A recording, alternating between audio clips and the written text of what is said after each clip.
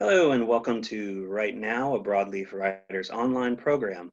My name is Zachary Steele and I'm the founder and executive director of Broadleaf Writers in Atlanta, Georgia. Despite the ongoing stay-at-home life we're all living, we're trying to keep some programming going for you to offer some distraction, as well as some useful insight on the craft of writing and the publishing industry. After all, we want your work to be published and there's no better time to write than right now. On today's program, we'll be chatting with Katharine Sands, a literary agent with the Sarah Freymann Literary Agency in New York City. In addition to her agenting life, Katharine is the author of Making the Perfect Pitch, How to Catch a Literary Agent's Eye. So, welcome, Katharine. Hi, Zach. Thank you. Hello, Zach. Thank you for having me. You're welcome. How are you doing today? Oh, as well as can be expected here in the pandemic on lockdown. Yeah, and I mean, jumping right into it with that, speaking of the pandemic, I'm just curious with everything going on. I know how this affects writers' lives, but I'm curious how this affects your everyday life as an agent. Oh, well, today I heard of a client's grandfather dying of coronavirus. So there's that, there's kind of a daily check-in to see who's still alive and what they're coping with. It's all immersive and pervasive, this thing. Are you still receiving as many submissions as you normally did, or has that slowed down? Well, oddly, it hasn't slowed down. Apparently people are, reaching out to see what potential their memoir might have, or, digging work out of a dresser drawer. So it's perhaps slowed a little, but it's still ongoing. Crazy. And as it relates to the publishing industry itself, I assume you're still in communication with editors at publishing houses. What's that communication like right now, and what kind of strain are editors under? Well, there's plenty of communication, but mostly we're all in pajamas, People are telecommuting and finding they love it a lot of times. And of course, people's kids are interrupting meetings. But everyone is trying to pretend it's full steam ahead, which it kind of isn't, according to the deal sheet. The deals have certainly dropped off. But editors, are eager to acquire one thing. Remember, they're under pressure to show their titles. They don't want to lose out either.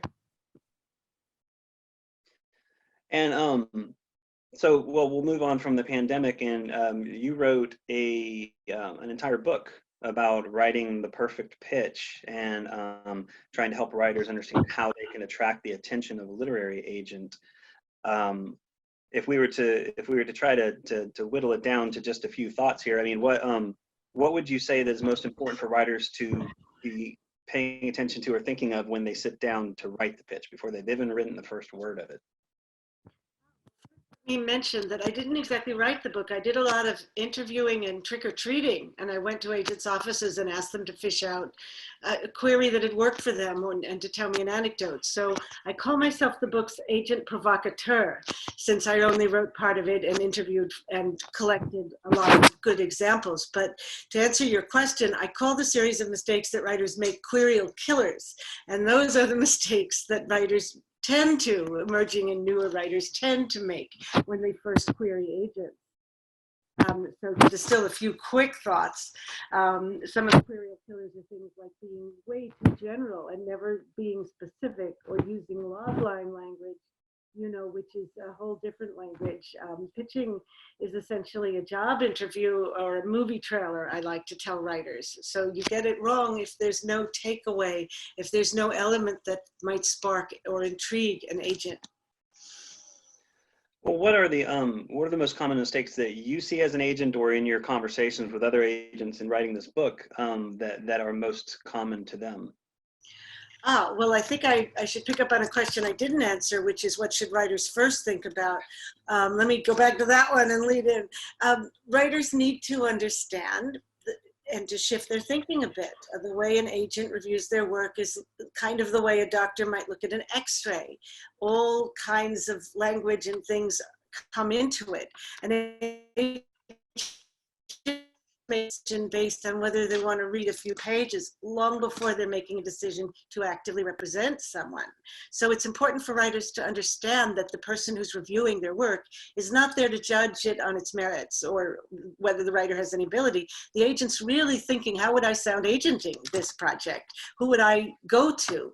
What would my strategy be? What is my prognosis for this work? So they really do look at the elements of a pitch: the voice, the tone, the premise, three elements I always speak of: place, person, pivot for fiction and memoir. And they're going to ask the predictable question, why you, why now, for nonfiction. Yeah, and then you said that was the answer to the first question. So what are the most common mistakes that you see come up? Well, first, not doing any of those things, and then as I mentioned, being too general. I see a lot of disconnects, things that come from left field that wander around a lot. You know, a lot of reliance on things like the sequel or chapter 7 or the denouement without really understanding the role of the pitch is to be the audition or the job interview. So the first thing they need to understand is that it's a very different process from writing.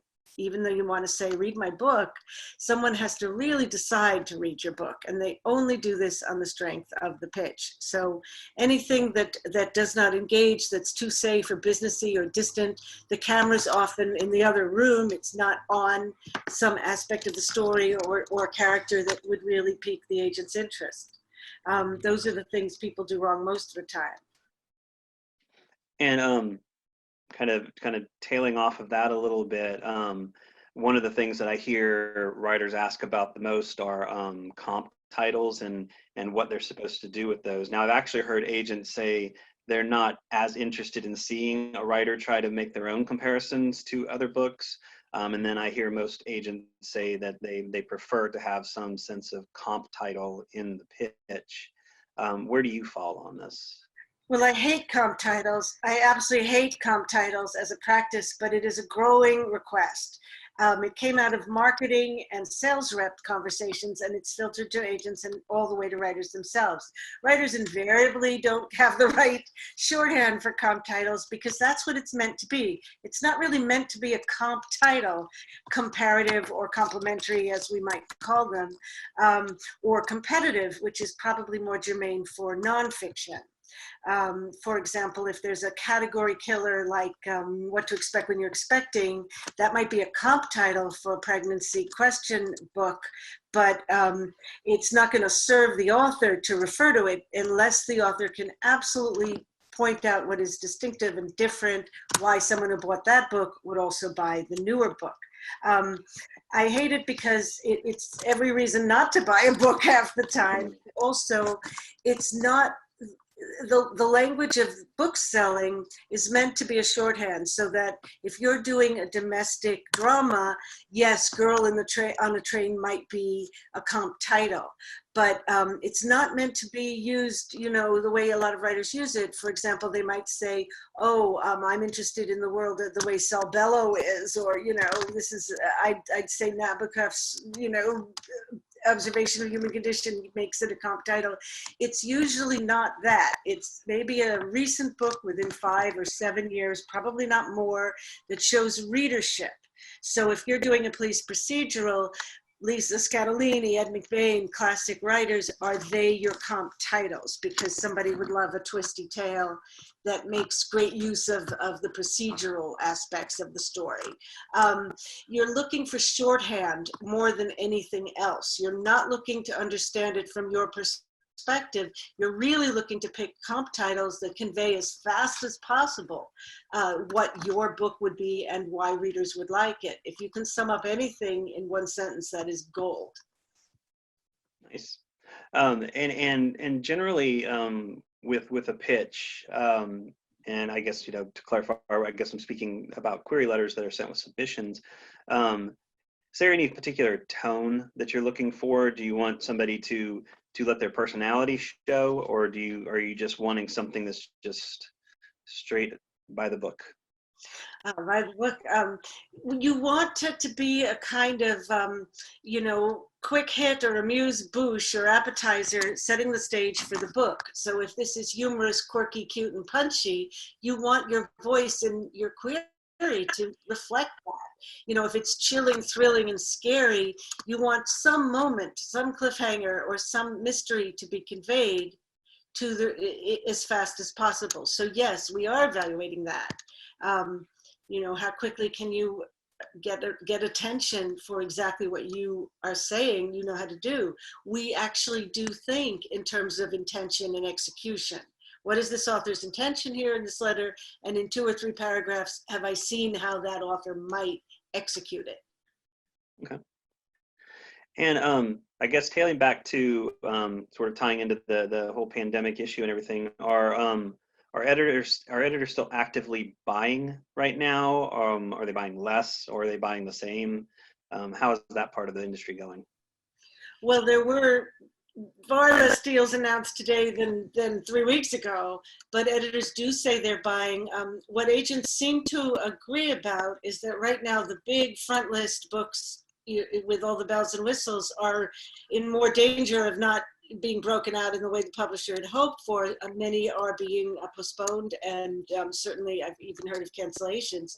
But perhaps smaller publishers, niche publishers are stepping into the space and are acquiring more avidly. I mean, we hear things like books on neuroscience are selling, Mm-hmm. and obviously pandemic related anything. So, so yes, they are acquiring, but it's very different. And what everybody seems to be saying is we really don't know what the world is going to be like at the end of this. Will people only want light amusement or the opposite? That no one can quite say.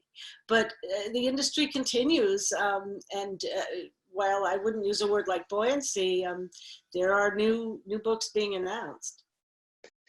I would think that you know, looking on the backside of everything that's going to happen here with the pandemic, and once we're getting everything flowing again, that this might actually be a boon to small and mid-level publishers, because they may be able to swoop in and take up writers that wouldn't have landed with the big five right now, or maybe just they'll learn more from technology. You say that they might have a better advantage going forward?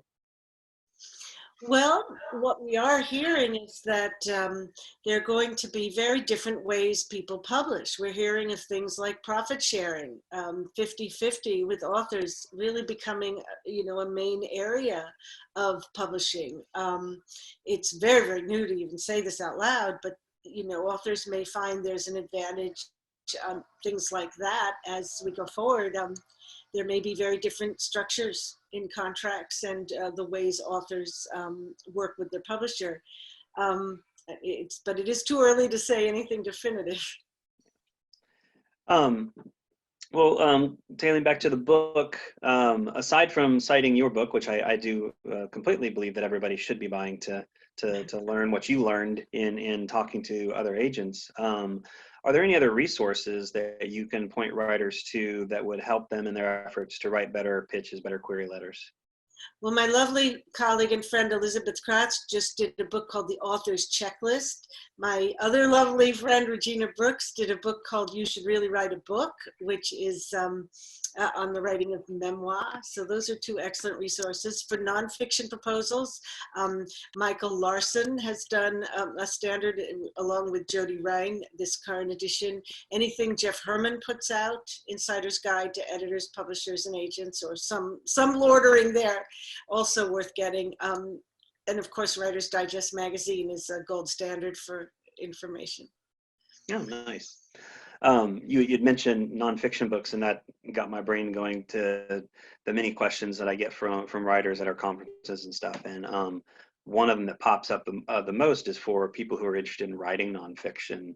Now, I personally don't know that much about pitching a nonfiction book, but I know when you're writing a novel, you want to have the manuscript finished before you start pitching things. Is it with nonfiction, does that hold the same, or are you able to pitch the idea before you've completely finished writing it?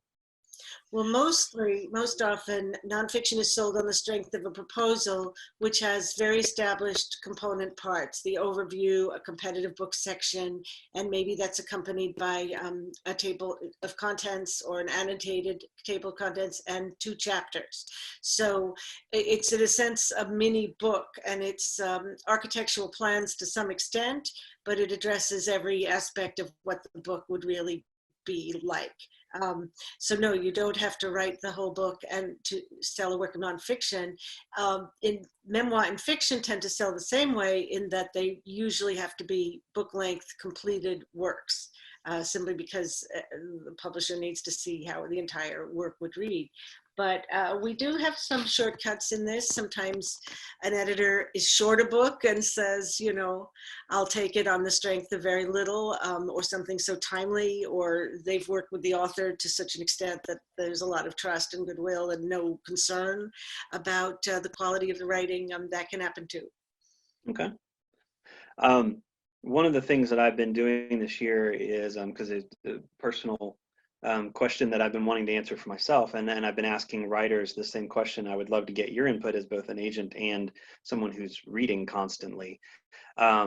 Storytelling versus the mechanics of writing. What do you value more? Ooh, well, that's an interesting question. It's a little different for an agent because we're not thinking academically and we're not thinking of the scope of the work initially. If somebody's storytelling has gripped me, presumably that the writing is good, is strong enough to do so.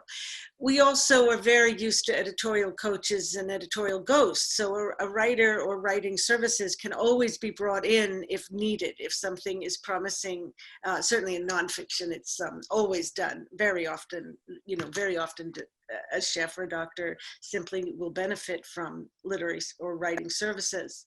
But to answer your question, mechanics of writing is not quite where an agent is, I think, initially. Of course, over the course of working with someone, how they're writing and the skill that they're bringing and the ability that they have is key.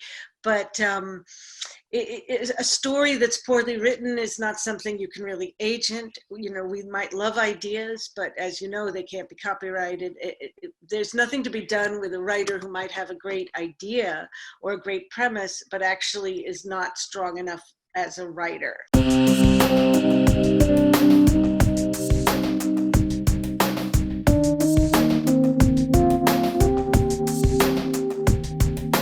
All right, so we are back after just a little bit of technical difficulties, but Katharine has rejoined us, and we're going to go through a couple more questions here.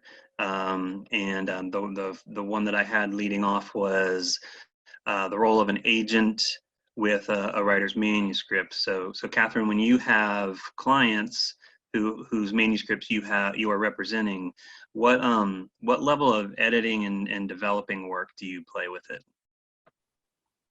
Well, I come from an editorial background, so I do quite a bit. Agents seem to vary on this one. There are editorial agents, people who've actually worked inside publishing houses, and then you have agents who might have been attorneys who see themselves essentially as deal makers. So to answer your question, I do a lot. I work mostly with nonfiction, so that can be, you know, soup to nuts, developing a proposal. In fiction, I'm much more likely to give suggestions specific to the submitting of the work and the selling of the work. Again, the agent is never the final arbiter and has no bearing on the work the author will do with the editor, but I might suggest things to smooth the sale of a work. Gotcha. And then once you have the manuscript polished the way that you would like to see it ready to go, and you start shopping it, what will happen at this stage? Like an editor decides that they would like it. Generally, are they accepting it on the terms of it being a fairly completed project, or are they looking at it from a standpoint of it's got the raw material to continue to develop? Well, fiction and memoir, or femoir if you're a lady, or himoir if you're a fellow, really does need to sell on a book-length work. You know, certainly as developed and substantively edited as possible. Nonfiction can come in early and be, you know, developed at all kinds of stages. I've even sold projects on the strength of a meeting and a précis on a few pages. That tends to be rare, but mostly the publisher might want to see something that's essentially architectural blueprints, and you demonstrated writing ability in 2 chapters, an annotated outline perhaps, a pretty significant marketing section, competitive book section. So all of that would be developed in-house in the agency long before the publisher would see it for nonfiction work. Gotcha. You're sitting there talking about the sort of blueprint of everything, and it gets me thinking again about the idea of plotting versus pantsing, which seems to be such a divisive thing because everybody has one side of the fence that they want to stand on. You strike me as a very structured person, so you would probably recommend that writers work from some sense of outline. I mean, and obviously in nonfiction you're going to need to, but just in an overall context, where do you fall on that? Well, I've got you fooled then, because I'm rather chaotic and a type B in some ways. But you know, people have such different processes. I tend not to advise people to stick to outlines. Usually, you know, I'd like to joke it's like the Supreme Court definition of pornography. You know it when you see it. It's kind of the same for me. You know when it feels ready, and that can be very visceral. And I wouldn't say it can come out in an outline or a very structured, organized fashion.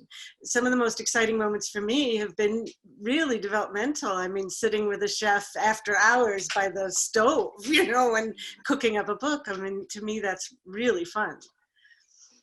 All right, so we've established that I'm not very good at reading people, so I'm just so good at projecting things that are not entirely the case.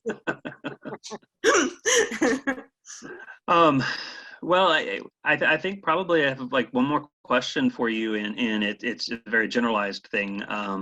As an agent, this is such a broad question, but if you were to give a writer one bit of advice, what would it be? Ooh, one bit of advice. It's Oh. just one, so we're going to consolidate you down to just one answer here, because I know it's a very big question. Well, let me see. I guess I'll answer that, but through the lens of an agent only. But it wouldn't necessarily be the best writing advice. Mm-hmm. Or the best advice that I might come up with. But when it comes to the great agent hunt, I guess my favorite piece of advice is to really understand that you're going to shift your mindset when you, as I would say, get ready, get read, and get readers. And that arc is applicable to anything you do in your writing life. And to understand that you've got to get other people excited about what's exciting to you, and you're going to continue to need to. So you want to have a very sharp, crafted answer to the question, what is your book about? Excellent. That's actually really good advice. That's all I have in terms of questions, but I do want to make sure that I note that you will be joining us this year for the 5th Annual Broadleaf Writers Conference in October, which I'm very excited about, specifically about you being there. I'm excited about the conference too, but I hear it's a great event. Well, we definitely like to think so. And at the conference, you will be taking one-on-one pitches from writers. We have mentoring sessions that you're going to be available for, and we're going to have you sitting on our first pages critique panel, all of which is very exciting. So I'm looking forward to seeing you there. Definitely thank you for your time with this interview. Really appreciate it. I know everybody's schedule is kind of hectic, so I appreciate you carving out some time for us. Well, thank you so much for having me, Zach. I'm really looking forward to joining you. Excellent. All right. Well, stay safe, be well, and we will talk later. You too. Bye, Zach. Bye-bye. For more information on the 5th Annual Broadleaf Writers Conference, please visit broadleafwriters.com. There you can find a list of all of our speakers for this year's conference, as well as some of the programs and panels that we have planned. We will be at the Cobb Gallery on October 17th and 18th, and registration will open June 1st. It's been quite a tough time for all of us, and hopefully we will see you all there, strong in force and ready to write.